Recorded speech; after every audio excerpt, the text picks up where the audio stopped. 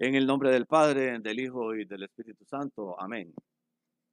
Nosotros pertenecemos a la Comunión Anglicana Libre Internacional, la Iglesia Episcopal Libre de Costa Rica.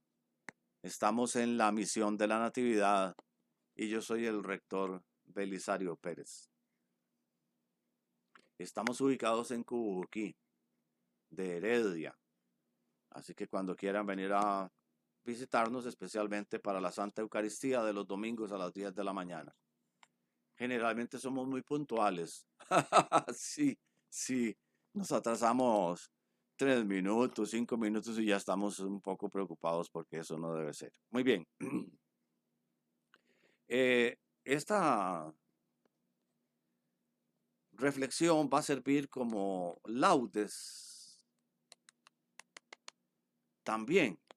Es la explicación, eh, tal vez no tan técnica como las otras anteriores que he hecho, pero sí es una explicación de extendidita del Evangelio según San Mateo, capítulo 4, versículos del 12 al 23. Y damos créditos inmediatamente al profesor Richard Neil Donovan y al traductor o traductora Ángeles Aller. Hemos tratado de conservar la integridad de la exposición, pero siempre, siempre habrá alguna pequeña diferencia. Casi siempre eh, los que estamos leyendo y conocemos el idioma del que traduce, a veces y muy generalmente no estamos de acuerdo con alguna de las palabras. Por otro lado, recuerden que nosotros usamos una versión de la Biblia que se llama Dios habla hoy. Si usted tiene otra Biblia, cualquiera otra que sea, sabemos que hay muchas versiones de la Biblia, muchas, unas más actualizadas que otras, y etcétera. Eh, pero pueden seguirla con su Biblia y hacer comparaciones. Eso incluso es sano y nos gusta. Nos gusta porque nosotros somos muy ecuménicos.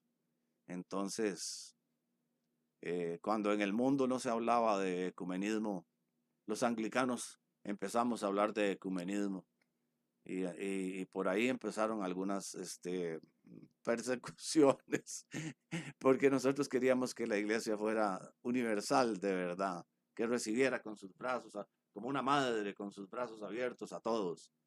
Y algunos dicen que no, que mejor es así, como un estilo club, que usted paga una cuota y entonces solo usted entra con los otros socios. Y nosotros no creemos eso. Nosotros creemos más en las palabras de Jesús, que las palabras de Jesús fueron ir y predicar el evangelio a todas. Lo que él utilizó la palabra fueron las naciones o a todos los gentiles. Hecha el reconocimiento de los créditos a los que han participado y sabiendo que he intentado mantener lo más intacto posible el texto, vamos a empezar porque este autor tiene una particularidad muy bonita, a mí me gusta mucho. Él primero hace una pequeña introducción, un contexto, no entra de lleno así, ran en el evangelio, sino que eh, hace una pequeña, en un parrafito, él contextualiza, hace un contexto de dónde viene, dónde estamos y empieza. Les adelanto de una vez que el llamado que hace Jesucristo a los apóstoles, a nadie se le ocurre pensar que los apóstoles cuando eran llamados iban a despreciar aquello, porque es como que le ofrezcan a alguien una beca en la Universidad de Salamanca y diga, no, no, yo prefiero ir a estudiar en una universidad garaje aquí de un montón que hay.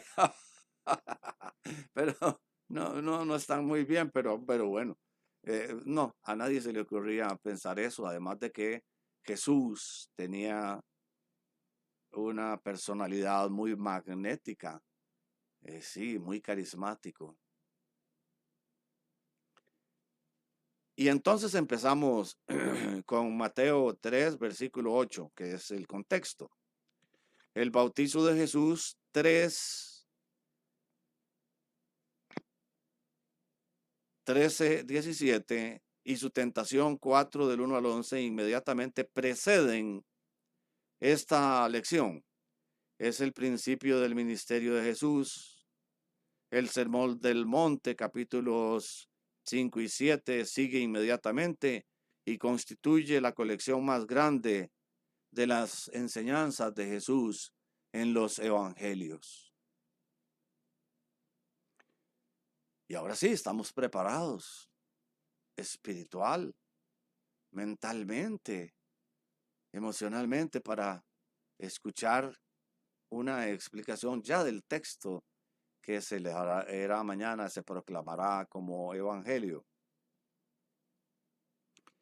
Mateo 4:12, el comienzo del ministerio de Jesús.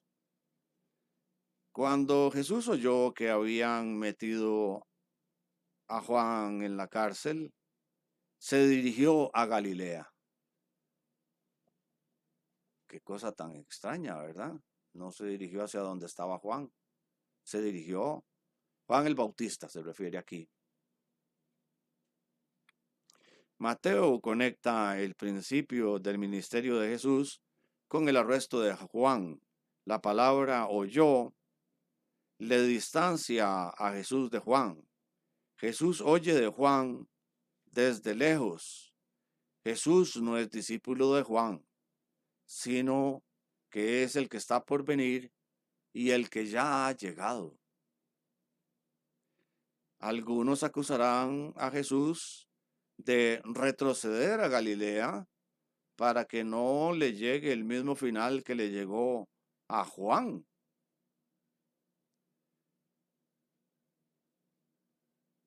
Sin embargo,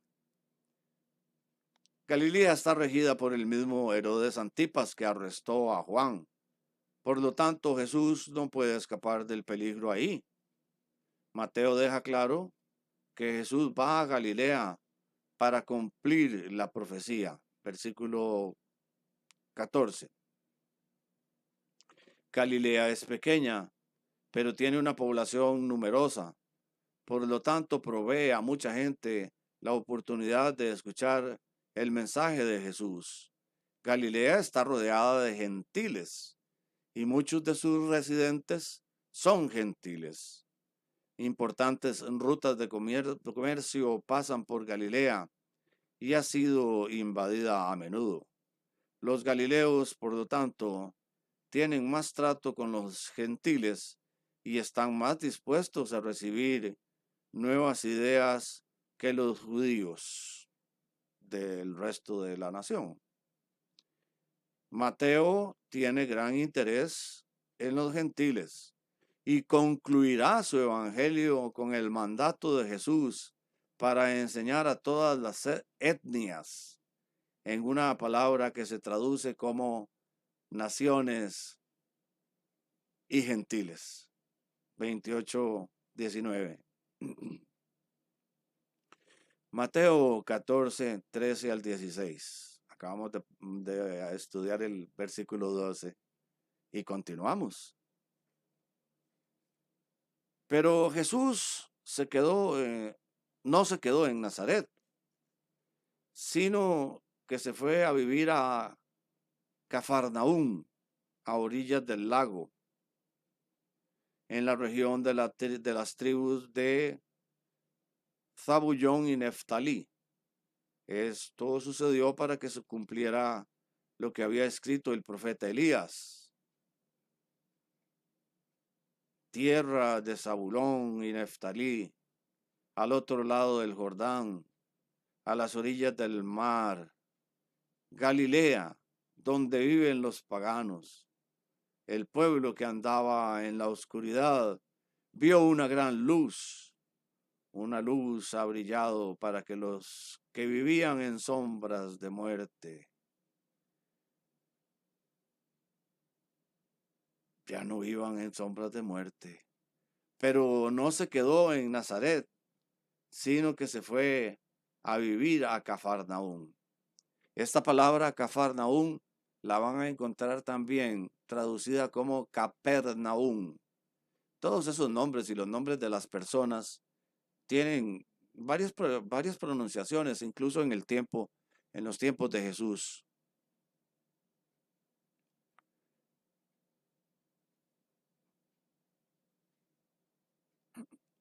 Sí. La tierra de Zabulón y la tierra de Neftalí, versículo 15. Jesús cita a Isaías 9, 1 y 2. Zabulón y Neftalí son provincias al norte de Capernaum. Está en Neftalí y Nazarea está en Zabulón, que cayeron bajo Tiglath-Pileser III en el 732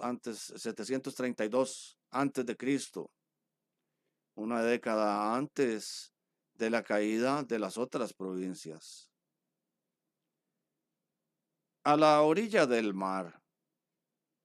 En realidad, si nos vamos al griego, en que fue escrito este evangelio, dice Odón Thalases, literalmente camino del mar. Eso es lo que significan esas palabras, camino del mar. Versículo 15. Este camino del mar es una carretera romana que conecta Damasco al noreste de Capernaum con Cesarea, al suroeste de Capernaum y el mar Mediterráneo, y por lo tanto es una ruta de comercio principal. Mateo 4:17. Vuélvanse a Dios, porque el reino de los cielos está cerca. Desde entonces, Jesús comenzó a proclamar: vuélvanse a Dios, porque el reino de los cielos está cerca. La predicación, el tema principal de Jesús, siempre fue el reino de Dios. Pero para que el reino de Dios se pueda dar, hay que rescatar a los más débiles. Sí, si se rescata a los más débiles, entonces se instaurará el reino de Dios con justicia y con paz. Jesús usa exactamente las mismas palabras que usa Juan el Bautista 3:2. El núcleo de la predicación de Jesús acuerda con el número de la predicación de Juan, mientras que Jesús mismo era tema de predicación de la temprana iglesia. Su propio tema era el reino de Dios. El arrepentirse significa un cambio de mentalidad, darse la vuelta y mirar en una nueva dirección. La preparación por la vida del reino. Sabios desacuerdan en cuanto a la emoción que se encuentra detrás del arrepentimiento. No se trata de tristeza o remordimiento, pero en el año 70 a menudo representa una palabra hebrea que significa el sufrir por los propios pecados. Quizá estas dos ideas no estén tan separadas una de la otra. No cambiamos fácilmente la dirección de nuestras vidas, a no ser que no estemos satisfechos con la vida que llevamos y tengamos esperanza de la vida que podríamos tener. La tristeza que trae el pecado también trae la falta de satisfacción que da comienzo al cambio. Mateo consistentemente usa la frase reino de los cielos en vez de reino de Dios. Estos dos términos son sinónimos, significan lo mismo. Muchos judíos prefieren la frase reino del cielo por sus escrúpulos al usar el nombre de Dios. El reino del cielo es el lugar donde Dios reina. No se define por su geografía, sino por los corazones que se entregan al reino de Dios. Aquí Jesús promete que el reino se acerca. Al desenlazar este evangelio, Jesús nos dirá más y más sobre el reino. Consideremos por un momento, ¿cómo sería la vida donde el reino de Dios ya se haya establecido? En el reino no habrá necesidad de ejércitos o prisiones o cerraduras en las puertas. No se necesitará una fuerza de policía para mantener el buen comportamiento. La gente buscará maneras de dar en vez de tomar. No habrá anuncios falsos y decepcionantes, como un señor que pidió unas prendas para su esposa y le llegaron por internet unos repuestos para su carro. Era qué mujer más brava, porque pues ella sintió que a lo mejor no le estaba diciendo toda la verdad que el señor. Yo no estaba ahí, yo simplemente oí la historia y quién sabe, a lo mejor no fue un error, sino que pudiera ser que fuera a propósito. Yo no lo sé, no estoy juzgando a nadie. Aquí Jesús promete que el reino se acerca. Al desplazar este evangelio, Jesús nos dirá más y más sobre el reino. Consideremos cómo sería la vida donde el reino al fin haya llegado. Qué bonito, ¿verdad? No habrá manipulación. Ahora que hemos visto que hay unos troles que les pagan supuestamente en las informaciones que se manejan en los medios de comunicación masiva, funcionarios de gobierno, políticos, pues, le pagaron a un troll para que denigrara a algunos otros. ¿Te gustaría un lugar tan pacífico como este? Reza para que venga el reino de Dios. Y si no llega, sé tú un testigo del reino de Dios. Jesús nos dice que este reino se acerca. Podemos entreverlo en las vidas de los santos, para los que el reino ya ha llegado. Vemos su fuerza callada y sentimos su toque gentil. Al decirnos que el reino se acerca, Jesús nos dice que si queremos, podemos vivir en ese reino. Solamente tenemos que arrepentirnos, alejarnos de los ídolos que abundan en nuestras vidas y dejar a Dios reinar.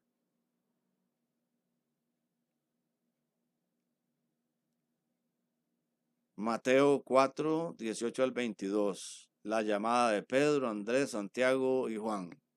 Algunos se han preguntado, bueno, ¿y qué hubiera pasado si alguno de estos pescadores no, cuando Jesús lo llama, le dice, no, yo no voy? Eso, viera que eso no podría ser, se sale de toda lógica, porque es como que a una persona le digan, mire, le ofrecemos una beca en la Universidad de Salamanca, que es muy prestigiosa, y que diga, no, yo no, yo en vez de ir a la Universidad de Salamanca, voy a ir a una universidad aquí, de garaje, que me queda más cerca de la casa. Eso no sucede. Jesús iba caminando a la orilla del lago de Galilea, como dijimos antes. cuando vio a 2 hermanos. Uno era Simón, también llamado Pedro, y el otro Andrés. Eran pescadores y estaban echando la red al agua. Jesús les dijo: síganme y yo los haré pescadores de hombres. Al momento dejaron sus redes y se fueron con él. Un poco más adelante, Jesús vio otros 2 hermanos, Santiago y Juan, hijos de Zebedeo, que estaban con su padre en una barca arreglando las redes. Jesús los llamó y enseguida ellos dejaron la barca y a su padre y lo siguieron. En el Sermón del Monte, Jesús enseña la autoridad, 7:29. Demuestra esta autoridad aquí al llamar discípulos que inmediatamente le obedecen y al ejercer su poder de curar males y enfermedades. Vio a 2 hermanos, versículo 18. La lección del Evangelio de la semana pasada nos cuenta el relato de la llamada de Pedro y Juan. Juan 1, 35, 42. Andrés, que se menciona primero, fue a buscar a su hermano Simón. El relato de Mateo sitúa a los hermanos juntos en el momento de ser llamados y menciona el nombre de Pedro primero. Esta es una pista temprana en este evangelio de la importancia que Pedro asumirá. El relato de Mateo sobre esta llamada es muy breve. Jesús llama a 2 pares de hermanos, los cuales aparentemente nunca le han visto, y les invita a ser sus discípulos. Los hombres responden inmediatamente, dejando sus redes, sus botes y su padre para seguir a Jesús. Síganme y yo los haré pescadores de hombres. Versículo 19. Este relato no es común porque los rabíes no suelen buscar estudiantes. En vez, los rabíes son buscados por estudiantes que esperan estudiar con ellos. Jesús, sin embargo, toma la iniciativa. Viene a buscarnos a nosotros. La invitación es hacerse discípulo o uno que aprende. Jesús les ofrece a estos hombres la oportunidad de observarle de cerca a diario. Al hacer esto, ellos aprenderán más de lo que cualquiera pensaría y también se acostumbrarán a su manera de ser. Sin darse cuenta, copiarán su manera de hablar, sus gestos, su manera de hablarle a la gente. Verán cómo confronta los problemas y la oposición. Aunque esto ocurre lentamente, se harán como Jesús en pensamiento, palabra y obra. Eso dice mucho sobre el trabajo del discípulo. No es suficiente solo aprender un asunto que se trata más del corazón que de la cabeza. Yo los haré pescadores de hombres. Versículo 19. El transformar pescadores de peces a pescadores de hombres es un bello giro de palabras, pero no proporciona una lengua inclusiva. La solución de una versión de la Biblia, pescadores de gente, ya no pescadores de hombres, sino pescadores de gente, es una de las versiones de la Biblia.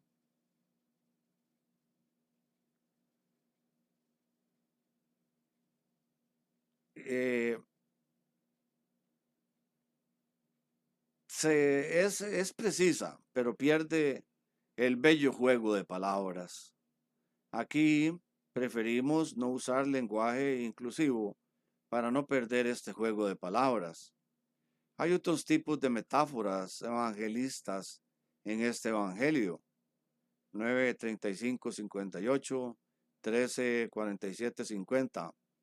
Ambos textos quieren atraer gente al reino de Dios. Y enseguida ellos dejaron la barca y a su padre y lo siguieron. Versículo 22. Su padre y su bote constituyen seguridad terrenal. Su bote, por supuesto, representa su bienestar, la manera de ganarse la vida, seguramente una vida bastante cómoda. Su padre representa la conexión con su familia, una conexión preciosa sin duda. La familia incluye responsabilidades espirituales. Recordemos, honra a padre y madre, que está en el libro del Éxodo capítulo 20, versículo 12. Y también proporciona la seguridad que ahora esperamos que el gobierno nos proporcione. Si estos pescadores estuvieran heridos o sin empleo, sus familias les ayudan a recuperarse. Si estuvieran celebrando una boda o lamentando una muerte, la participación de sus familias sería de vital importancia. Al dejar su padre y su bote para seguir a un rabí errante, están tomando sus vidas en sus propias manos. Y Mateo 4:23, el ministerio de enseñanza de Jesús. Jesús recorría toda Galilea, enseñando en la sinagoga de cada lugar, anunciaba la buena noticia del reino, curaba a la gente de todas sus enfermedades y dolencias. Jesús enseña, predica y cura. Vean el orden de las palabras. Enseña, predica y cura. Son verbos. La enseñanza viene primero. Esto concuerda con el énfasis de Mateo en el ministerio de enseñanza de Jesús. Recuerda que el Sermón del Monte está por venir. Cuando Mateo termina el capítulo 4, Jesús subirá al escenario y nos deslumbrará con su enseñanza. Si existen dudas sobre la importancia que Mateo le da al ministerio, la enseñanza de Jesús, solo hay que esperar a la próxima semana. Jesús enseña en las sinagogas. Hay un templo en Jerusalén, pero todas las aldeas de cualquier tamaño tienen una sinagoga. Es el lugar donde la gente se reúne para rezar y aprender. La enseñanza es el centro de la vida de la sinagoga.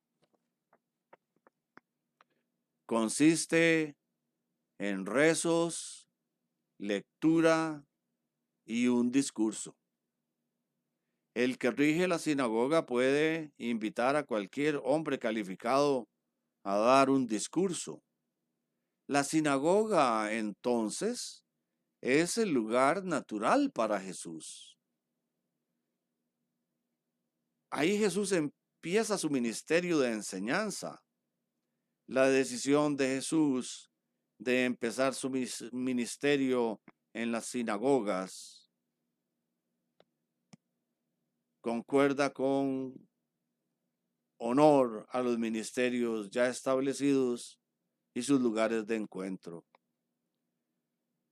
Traducido a un lugar moderno, uno puede aprender de Jesús en un estadio de fútbol. Bueno, los que van al estadio de fútbol, porque yo no aprendería nada. Yo nunca voy al estadio. Pero no, el que quiere ir, que vaya. No es ningún problema. O en un claro en el bosque. Pero lo más probable es que aprenda de Jesús en una iglesia. Los últimos dos versículos 24 y 25 de este capítulo no están incluidos en esta lección. Enfatizan el ministerio curador de Jesús y el efecto que tiene sobre la gente. La muchedumbre viene de cerca y de lejos para seguir a Jesús. Amén. Un saludo muy cordial y nuestras oraciones para que el Espíritu Santo siga iluminando a nuestro obispo, Randall Antonio Murillo Barrios.